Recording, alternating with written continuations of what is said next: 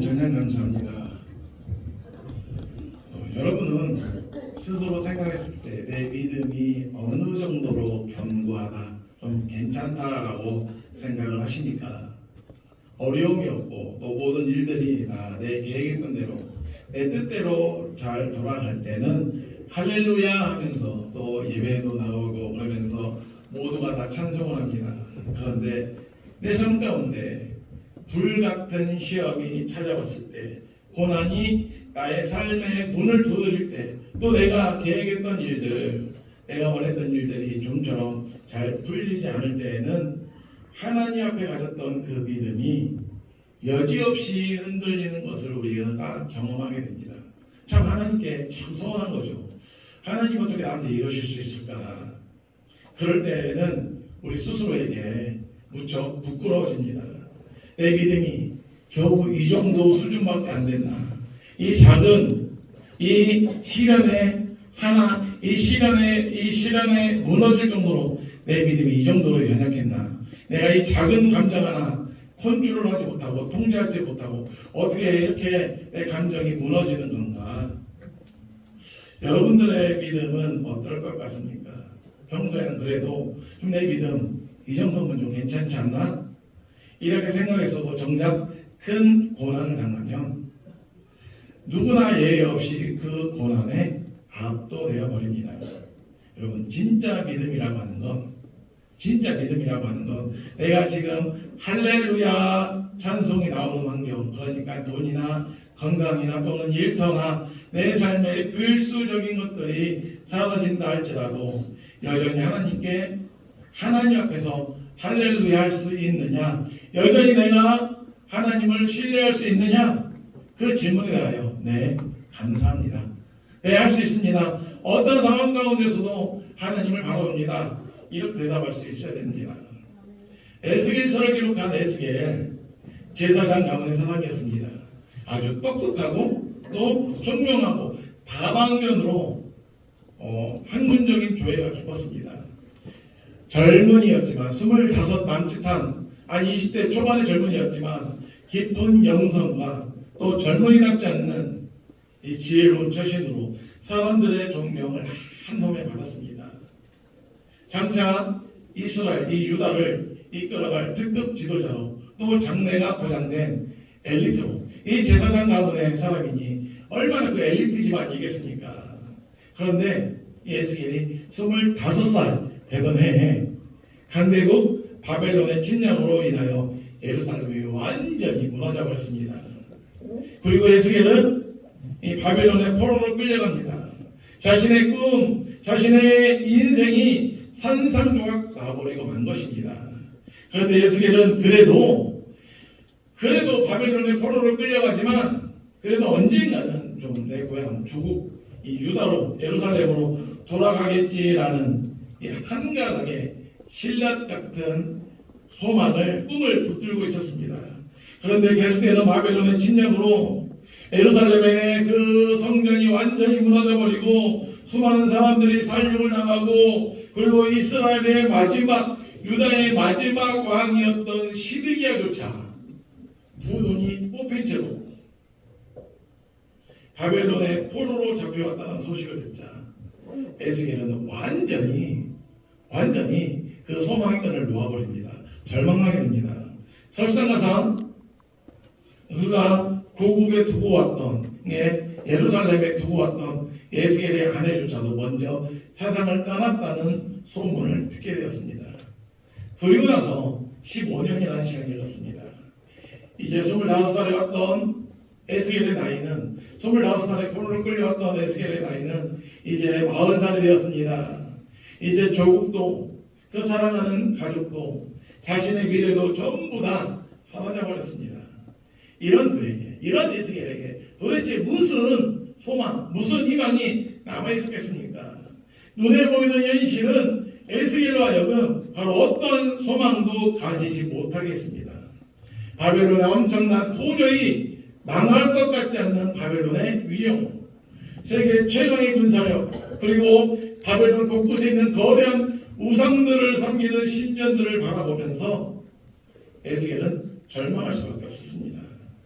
하나님께서 에스겔에게 꿈을 보여주셨을 때가 바로 이러한 상황이었습니다. 그때 하나님께서는 에스겔을 그 음산한 골짜기, 죽은 사람들의 뼈로 가득 찬 그런 아골 골짜기로 데리고 가셨습니다. 넓은 골짜기를 가득 메우고 있는 시체와 많은 뼈들, 매장되지 못한 채 오랫동안 바람에 씻기고 뜨거운 햇빛에 노출되어서 이미 산은 다 썩어져 없어져 버렸고 냄새, 이 시체에 썩는 냄새가 가득한 그런 환경이었습니다. 여러분 왜 하나님께서 에스겔을 이런 끔찍한 아골 골짜기로 데리고 가셨을까요? 여러분 지금 에스겔의 상태가 어떤 상태라고 말씀드렸습니까? 절망의 상태였습니다. 가뜩이나 마음도 심란하고 소망, 이 희망도 다 사라져 버렸는데 왜 하나님께서는 에스겔을 더 절망적인 상황으로 데리고 가셨느냐라고 하는 것입니다. 그것은 바로 딱 한 가지. 에스겔, 꿈을 꾸라는 것입니다. 부흥에 대한 꿈을 꾸도록 하기 위해서 절망적인 상황에 처한 에스겔을 아골 골짜기로 데리고 가셨습니다. 여러분 우리에게도 지금 꿈이 필요하지 않습니까? 점점 우리의 삶이 우리의 믿음이 삶에서 점점 분리되고 있습니다. 하나님의 영광은 땅에 떨어지고 교회는 세상의 조롱거리가 되어가고 있는 이 모습을 바라볼 때 우리 교회에 하나님이 주시는 부흥이 필요하다. 이 나라의 부흥이 필요하다. 여러분 느껴지지 않습니까? 우리는 부흥을 꿈꿔야 됩니다. 그럼에도 불구하고 이 절망적인 상황 가운데 있다 할지라도 우리는 그럼에도 부흥을 꿈꿔야 됩니다. 그러면 우리가 부흥을 꿈꾸는 사람이 되기 위해서 어떻게 해야 될까요? 오늘 본문 말씀에 대해서 세 가지로 함께 살펴보고자 합니다. 첫째로 더 철저하게 절망해야 됩니다. 그럼 말이 좀 이상하죠? 한번 들어보십시오. 지금 하나님께서 에스겔에게 많은 뼈를 보여주시는 이유가 무엇입니까? 하나님께서 말씀하시는 겁니다. 에스겔이 더 철저하게 절망해야 된다. 에스겔 너희 조국 다 망해버렸어. 다시금 너희 조국 유다 회복될 가능성 1도 없어. 이제 인간의 힘으로 너희들 노력으로 이 상황 바꿀 수 있는 너희들이 할 수 있는 건 아무것도 없어. 하나님께서 이 아골골짜기에 마른 뼈들을 보여주시면서 하나님께서 직접 말씀하시는 겁니다. 이 사실을 깊이 인식하게 하신 것입니다. 왜 그래요? 에스겔 자신은 지금 이미 충분히 이 자신이 처한 상황, 나라도 망해버렸고 이런 상황이 이미 충분히 절망하고 있다고 생각을 했던 겁니다. 더 이상 힘도, 더 이상 꿈도 소망도 가질 수 없는 그런 상황이라고 에스겔은 생각을 한 거예요. 그런데 하나님께서는 그걸로 부족하다는 겁니다. 기대할 수 없을 정도로 완전히 지금보다 더 철저하게, 지금보다 망해도 쫄딱 망하게. 이 부자가 망하면 부자가 망해도 3대는 간다고 하는데 망하더라도 진짜 이 천대 만대 일어설 수 없을 만큼 쫄딱 망할 정도로 절망하라는 것입니다. 호랑 베그라는 이 학자가 있습니다. 이 책이 이 사람이 이 학자가 도덕적 인간은 왜 나쁜 사회를 만드는가라는 책을 썼는데 이 책에 나오는 이야기를 하나 소개를 해드리겠습니다. 미국에서 어떤 사람이 예수님을 믿든 안 믿든 이 사람들 1000명을 불러서 조사를 했다고 합니다. 지금 죽은 사람이든 살아있는 사람이든 죽은 사람들 가운데서 이게 이 세상에 살아있지 않는 사람들 가운데서 누가 천국에 가면 볼 수 있을까? 누가 천국 갈 것 같은가라는 질문을 했습니다. 그 질문에 테레사 수녀가 79%의 지지를 받았습니다. 그러니까 1000명 가운데 790명이 천국에는 테레사 수녀가 있을 것이다 라고 대답을 했다는 거예요. 예롭죠? 그렇다면 지금 이 현존하는 살아있는 사람들 가운데서 이 사람은 꼭 천국 갈 것이다 라고 생각하는 사람은 누구냐라고 했을 때 그 유명한 농구 천재 마이클 조단이 65%의 지지를 받았습니다. 그러니까 1000명 가운데 650명이 마이클 조단이 예수님을 믿는지 안 믿는지 모르겠지만 마이클 조단은 꼭 천국 갈 것 같다. 그리고 그 다음에 영국의 다이애나 왕세자비가 60%의 지지를 받았습니다. 테레사 수녀가 79%의 1000명 가운데 790명이 테레사 수녀는 천국 갈 것이다 라고 생각을 했는데 이보다 더 높은 87% 그러니까 1000명 가운데 870명의 지지를 받은 사람이 있습니다. 누굴까요? 이 사람은 반드시 천국 갈 것이다. 87%가 대답한 사람. 1000명 가운데 870명이 이 사람은 꼭 천국 갈 것이다. 누구였을까요? 바로 나 자신이라는 겁니다. 내가 죽으면 나는 반드시 천국 갈 것이다. 여러분 무슨 말씀을 드리려고 하냐면 인간이 바로 그런 존재입니다. 인간은 나 자신에 대해서 되게 반대합니다. 자신이 지은 죄에 대해서 반대합니다. 나는 잘하고 있고 죄를 짓지도 않지만 설령 죄를 짓는다 해도 그건 누구나 다 이해할 수 있는 수준의 죄이고 굳이 죄를 물을 수가 없는 죄라고도 할 수 없는 하찮은 건데 그냥 다른 사람들이 너 이거 잘못했어, 너 이거 죄야 라고 하니까 내가 그냥 인정한다라는 식의 생각을 가지고 있는 겁니다. 여러분 죄의 깊이가 그렇게 생각하는 만큼 그 정도가 아닙니다. 죄의 뿌리는 굉장히 깊습니다. 여러분 하나님께서 지금 에스겔을 데리고 아굴골짜기로 가서 이 절망스러운 환경을 보여주시는 이유가 무엇입니까? 에스겔아 보느냐? 지금 너의 상황은 절망적인 상황 정도가 아니라 아주 회복 불가능한 상황이야. 그런데 너희 나라나 내 민족들이 이렇게 절망스러운 아주 회복될 수 없는 그런 이유가 뭔지 알아? 바로 너희들의 죄 때문이다. 너희 죄 때문이고 너희 민족이 저지른 죄 때문이다. 이제 이 상황들 너희들이 이곳에서 살아남기 위해서 너희들이 할 수 있는 건 아무것도 없다. 그러니까 절망하라는 겁니다. 그러니까 완전히 그 꿈조차도 갖지도 말고 그런 생각을 하지도 말고 더 철저하게 절망해라. 이것을 알려주시려고 그러신 겁니다. 여러분, 사람이 물에 빠지면 물에 빠진 사람을 구조요원들이 구조할 때 어떻게 구조하는지 잘 아시죠? 물에 빠져가지고 막 허우적거리는 사람을 당장 뛰어들어가서 구조하지 않습니다. 가만히 아주 잔인하게 보고 있습니다. 쉽게 들어가지 않습니다. 그런데 물에 빠진 사람이 힘이 다 빠져서 축 늘어지면 그때 비로소 손살같이 들어가서 그 물에 빠진 사람을 만집니다. 이와 마찬가지입니다.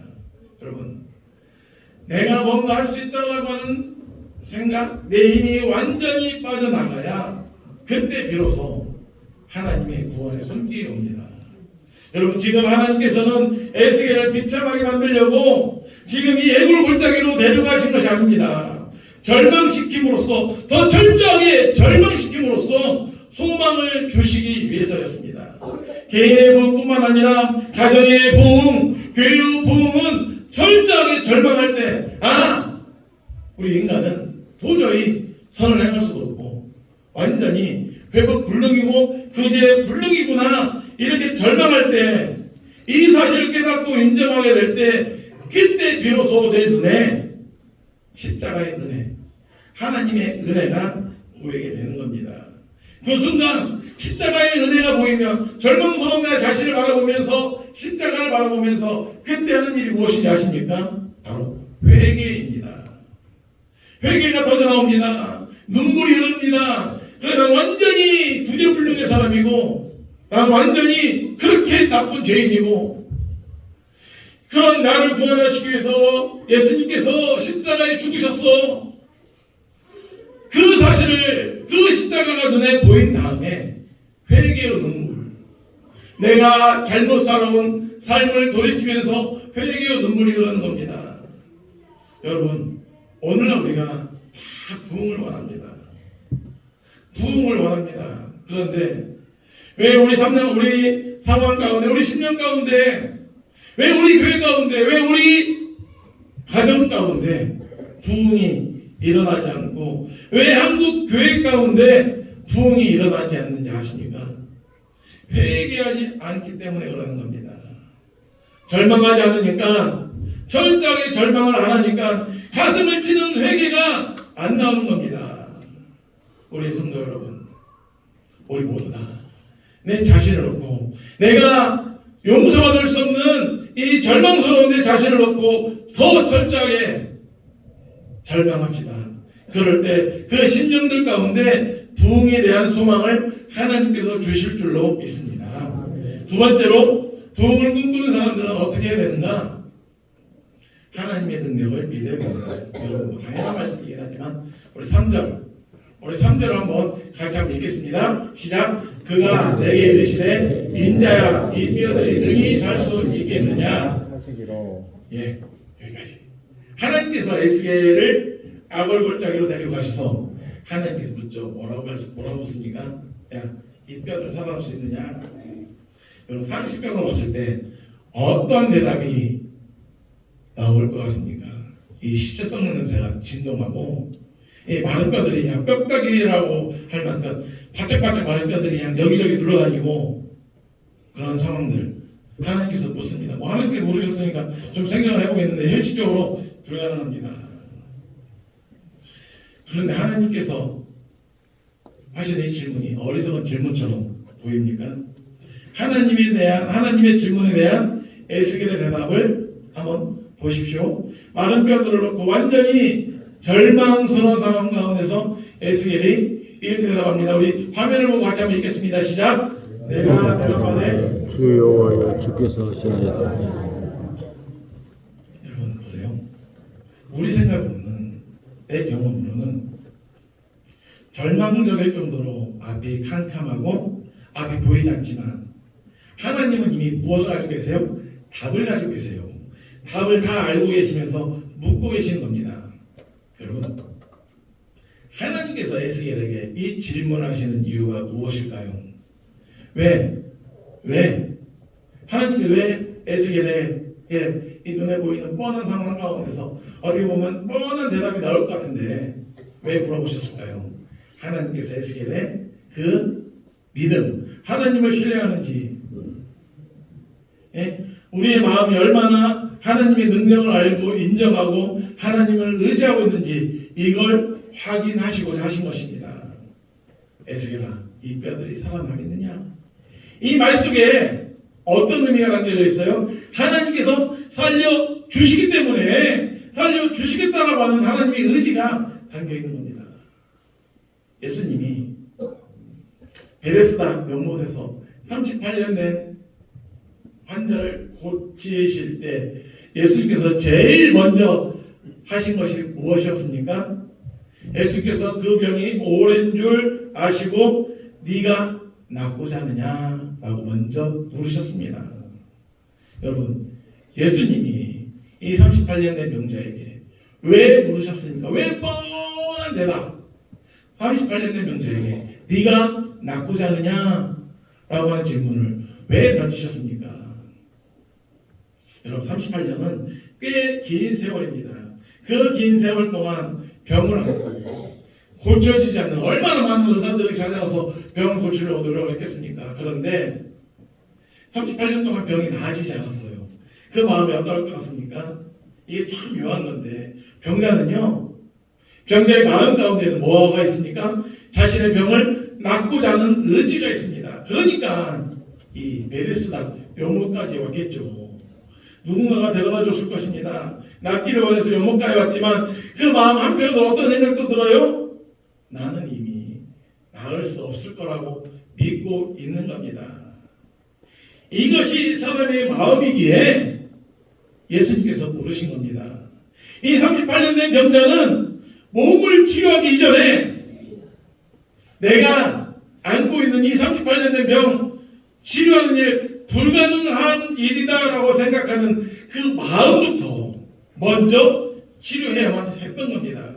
그래서 예수님께서는 먼저 물으신 겁니다. 네가 진짜 낫고자 하느냐? 예수님께서 38년 된 병자에게 믿음을 요구하신 것입니다. 그 고백을 요구하고 계신 겁니다. 그렇습니다, 여러분. 아무리 믿음 좋은 사람이라 할지라도 정말 자신이 처한 상황이 엄청나게 힘들면 그래도 처음에는 버팁니다. 내가 이렇게 집사인데, 내가 그래도 권사인데, 내가 장로인데 하면서 믿음으로 버팁니다. 그런데 시간이 지날수록 하나도 개선되지 않고 하나도 좋아지지 않고 점점 상황도 바뀌어지지 않으면 힘이 빠지면서 절망감에 사로잡힙니다. 그러면서 이제 하나님을 향한 원망이 생깁니다.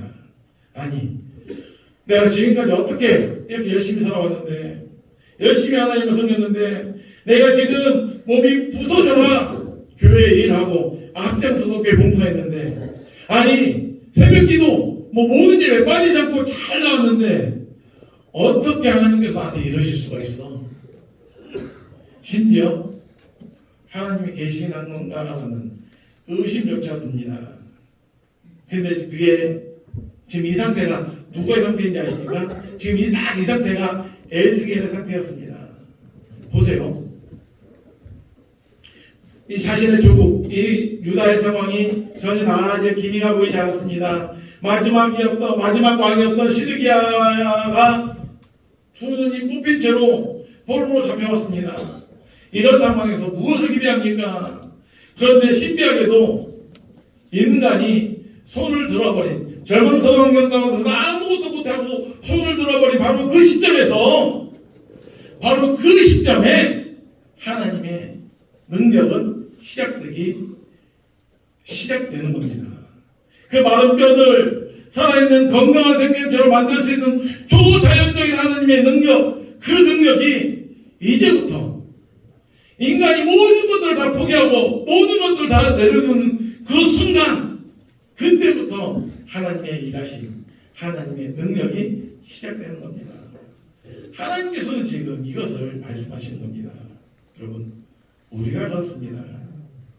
우리 형편이 지금 내 상황이 정말 죽을 것 같은 힘든 상황에 던져 있다 할지라도 하나님께서는 저를, 여러분을, 우리를 살려내실 계획이 있고 또 능력도 있으십니다. 지금 국가적으로, 교회적으로 우리 눈에 비춰지는 인생 현실은 참 희망을 갖기 어렵습니다. 우리 추수감사주일 총동안 추석주일 한다고 하는데 하나 하니까 그거랍니다. 목사님 과연 될까요? 우리 그동안 일을 만난 지 너무 오래됐는데요. 괜히 힘 빼는 거 아닙니까? 여러분, 그런데 우리는 하나님의 능력을 믿어야 됩니다.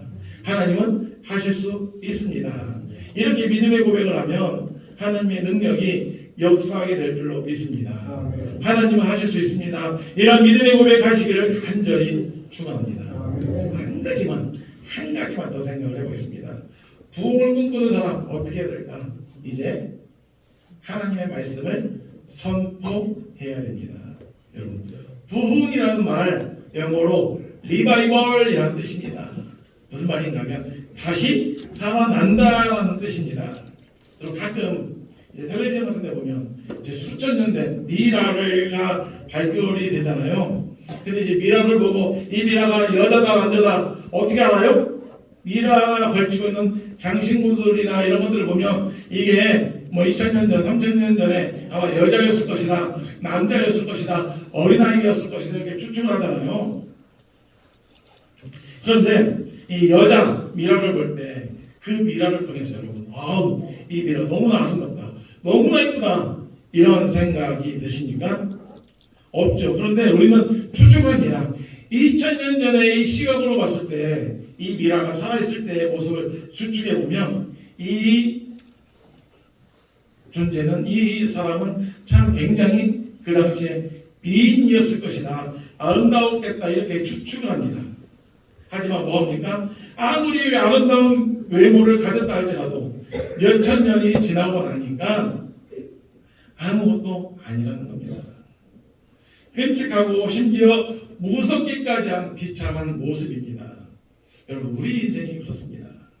우리 인생도, 우리 교회도, 우리 국가도 외형적으로 잘 갖추고 웅장해도 그 영혼이 죽어 있으면 아무 소용이 없습니다. 여러분, 우리는 다시 살아나야 됩니다. 어떻게 해야 다시 살아날 수 있습니까? 하나님께서 분명히 부흥을 일으키실 텐데, 부흥은 하나님께서 일으키시는데 중요한 건 이겁니다. 하나님은 절대 결코 혼자서 부흥을 일으키시지 않는다는 겁니다. 하나님께서 일하실 때, 하나님께서 부흥을 일으키실 때 사람을 세우셔서 하나님의 역사를 이루어 가십니다. 그래서 우리 인간을 항상 동역자로 부르시는 겁니다. 하나님께서 부흥의 역사를 이루어 가실 때, 하나님께서 하실 때 준비된 사람만이 하나님의 그 부흥의 역사에 동참할 수 있는 겁니다. 여러분, 지금 하나님께서 에스겔을 그 아굴골짜기, 이 뼈다귀들이 가득 찬 이 골짜기로 데려가신 이유가 무엇입니까? 그 뼈들을 보여주시는 이유가 무엇입니까? 결국 하나님께서는, 야 에스겔, 너 나랑 같이 일하자, 내가 너를 들어 사용하겠다 라고 하는 겁니다. 너 나랑 같이 한번 이 마른 뼈를 한번 군대를 한번 만들어 볼까? 라고 하는 겁니다. 그러면 우리가 하나님께서 일으키시는 그 일, 하나님의 부흥의 역사에 동참하기 위해서 어떻게 해야 될까요? 오늘 본문에 나옵니다. 하나님의 말씀을 대언하는 것입니다. 보세요. 하나님께서 명령하십니다. 하나님께서 에스겔에게 뭐라고 명령하십니까? 야, 에스겔아, 내가 이 뼈들을 향하여 대언하라. 왜 하나님께서 에스겔을 통하여 명령하라고 하셨을까요? 하나님께서 직접 하실 수도 있는데, 하나님께서 세상을 창조하실 때처럼 야 많은 뼈들 다 군대로 모여 직접 말씀하실 수도 있는데, 하나님께서 왜 에스겔에게 대언하라, 말씀 하나 이렇게 선포하라고 하셨을까요? 하나님께서 에스겔을 동역자로 부르시는 겁니다. 에스겔이 그 명령에 따라서 말씀을 대언하니까 놀라운 일이 벌어집니다. 사방에 흩어졌던 마른 뼈들이 우두둑 하면서 소리를 내면서 제 자리로 찾아가 붙습니다. 하나씩 둘씩 덜컥 덜컥 하면서 다가가 붙습니다. 그 다음에 이 뼈 안에 힘줄이 붙더니 살이 덮이고 그 다음 이 피부가 가죽이 덮이면서 이제 제 형체를 찾아가는 그런 놀라운 기적이 오늘 본문 가운데 일어나고 있습니다. 여러분 그렇습니다. 우리의 허물어진 우리 인생, 우리 앞날을 생각할 때 어떤 희망도 꿈도 꿀 수 없는 절망적인 상황이라 할지라도 오직 하나님의 말씀을 통하여 부흥은 이루어질 수 있습니다. 그러므로 마른 뼈같이 절망적인 상황에 처해 있는 사람일수록 더욱더 하나님 말씀 앞으로 나와야 되고 더욱더 하나님의 말씀을 들어야 됩니다. 그런데 인간은 참 어리석죠. 내가 힘들면 오히려 하나님의 말씀을 들어야 될 그 자리를 외면합니다. 도망가 버립니다. 하나님 말씀 앞에 나와 하나님의 말씀을 내 절망적인 상황에 놓고 선포해야 됩니다. 살아나라! 일어나라! 많은 뼈들이 모여서 큰 무대를 이룰지어다 이렇게 선포해야 되는 겁니다. 여러분 하나님의 부흥의 역사는 단지 부서진 외형, 부서진 현실을 원상복구하는 데서 그치지 않습니다. 여러분 보세요. 에스겔이 하나님의 말씀대로 선포했더니 뼈들이 들어갔고 서로 연결되고 힘줄이 생기고 또 이 살이 살로 가죽이 덮였다라고 했습니다. 그런데 8절에 보니까 8절 뒷부분에 보니까 무엇이 없었습니까? 그 속에 생기가 없었다라고 말씀합니다. 아직 죽은 상태인 거예요. 뭐 뼈들이 살아나고 뭐 이렇게 가죽이 있고 뭐 이렇게 힘줄이 생겼지만 아직 살아나지 않는 아직 죽은 상태였습니다. 그 속에 생명이었습니다. 그때 하나님께서 에스겔에게 말씀합니다. 우리 9절 말씀 같이 한번 읽겠습니다. 시작. 인자야 너는 생기에 대하여 되어라. 생기에게 대하여 이르기를 주 여호와께서 이와 같이 말씀하시기를 생기야 사방으로부터 와서 이 죽음을 당한 자에게 붙어서 살아나게 하라. 생기라는 말 히브리어로 하나님의 숨, 하나님의 영이라는 뜻입니다. 에스겔이 하나님의 명령을 따라서 생기를 선포하니까 사방에서 성령의 바람이 불어와서 이 골짜기의 뼈들에게 들어갔습니다. 그러자 이들이 살아서 벌떡벌떡 일어나서 아주 큰 군대가 된 것입니다. 여러분 무엇이 진짜 회복이고 무엇이 진짜 부흥이겠습니까? 내가 대출받은 거 다 갚으면 그게 부흥일까요? 어렵던 경제 상황이 지지부진하던 사람들과의 관계가 갑자기 회복되고 풀리면 그것이 부흥일까요? 어느 정도 그것이 부흥이다라고 말할 수 있겠지만 여러분 어느 정도 형태를 회복했다고 해서 그것을 진짜 부흥이라고 착각해서는 안 됩니다. 그 사람 안에 생명이 없으면 그 영혼이 죽어 있으면 죄송하지만 그 사람은 아골골짜기에 마른 뼈에 지나지 않습니다. 진정한 부흥은 내가 먼저 말씀으로 살아나야 되는 것입니다. 내 영혼이 먼저 살아나야 되는 것입니다. 그래야 내 가정이 살고 내 직장이 살고 이 나라가 살 것 아니겠습니까? 껍데기는 화려한데 껍데기는 완벽하게 갖추었는데 진정한 생명 대신 예수님을 떠나버린 그 영혼, 그 심령, 그 가정, 그 민족에게 무슨 희망이 있겠습니까? 여러분 주일날 한번 나와서 말씀 듣는 것으로 만족하십니까? 여러분 하루에 한 장 성경 한 장 못 읽고 지나가는 날도 많죠. 왜 나는 예수를 믿는다고 하면서 집사인데 또 교회 중직자인데 왜 성경도 한 장도 안 읽고 하루를 이렇게 살아가고 또 식사기도 하는 거 말고는 다른 기도 없고 돈을 벌어야 됩니다. 목사님이 몰라서 아시잖아요. 목사님 난 식구들 먹여 살려야 된다고요. 난 피곤합니다. 해 뜨는 순간부터 해 지는 순간까지 밤새 육체 노동에 시달려야 됩니다. 목사님 그 육체 노동이 얼마나 힘든지 아세요? 그래서 성경 못 읽습니다. 네, 여러분 다 이해합니다. 그게 우리 삶이죠. 하지만 정작 해야 될 일, 말씀을 읽고 기도하고 내 영혼이 먼저 부흥을 맛보아야 이게 진짜 부흥이고 내 삶 가운데 이 부흥이 일어나야 되는데 자꾸만 먹고 사는 일에 급한 일에 자꾸만 쫓기고 있는 것입니다. 그러다 보면 정작 중요한 일을 하기가 어렵습니다. 여러분, 하나님의 말씀에는 우리를 살리는 능력이 있습니다. 잠자는 심령을 깨우고 죽어가는 생명을 살립니다. 오직 말씀만이 우리를 살리는 생명이 되고 능력이 됩니다. 지금까지 하나님의 말씀을 가까이 하지 못했다면 다시 말씀 앞으로 나와야 됩니다. 그래서 우리의 부서진 인생의 조각들을 향하여 우리의 부서진 이 많은 뼈들을 향하여 약속의 말씀을 선포해야 됩니다. 그럴 때 사방으로 떠졌던 뼈들이 기가 막히게 자리를 찾아 들어가듯이 찾아 들어가 붙었던 것처럼 어디서부터 수습해야 될지 모를 내 인생이 망가진 그 인생의 조각들에게 하나님의 말씀이 선포될 때 기가 막히게 복구될 줄로 믿습니다. 여러분, 오늘 10월 29일이죠. 오늘 무슨 날인지 아십니까? 제가 만 1년을 마치고 이제 막 2년째 들어가는 해입니다. 제가 작년 10월 20일 날 이사를 했고 23일 날 여러분 첫 설교를 했습니다.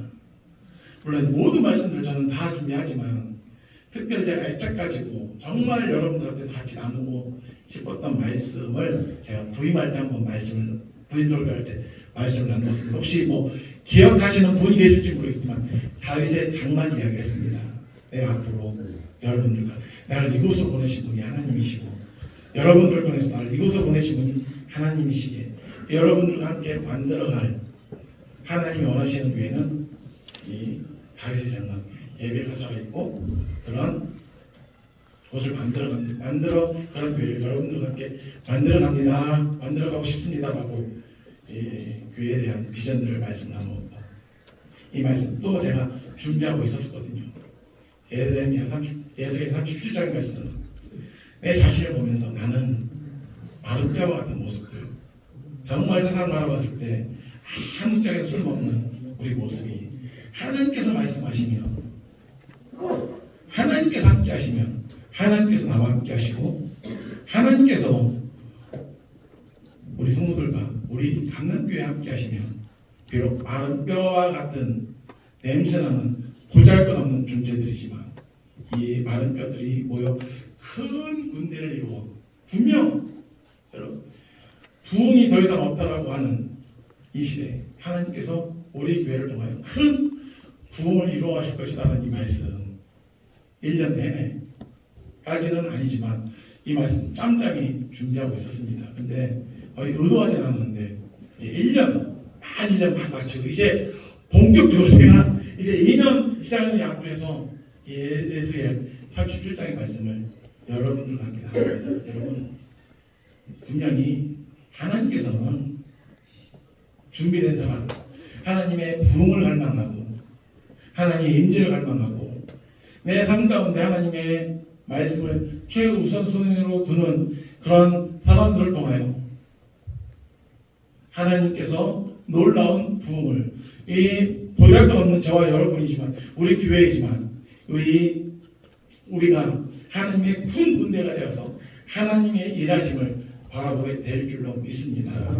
사랑하는 성도 여러분, 우리가 바쁜 시간이지만 정말 눈곱 뜰 데 없이 바쁜 시간이지만 정말 우리가 부흥을 날마다 사모하면서 하나님께 주시는 부흥을 기대하면서 우리 어떤 상황 가운데서도 절망하지 않고 하나님께 주시는 그 부흥을 바라보면서 우리 함께 우리 교회를 통하여 일하실 하나님을 경험하며 부흥을 경험하면서 살아가는 저와 여러분이 될 수 있기를 주님의 이름으로 축원합니다. 기도합니다. 하나님 아버지, 마른 뼈와 같은 우리들, 절망스러운 우리들이지만 하나님께서 말씀하시면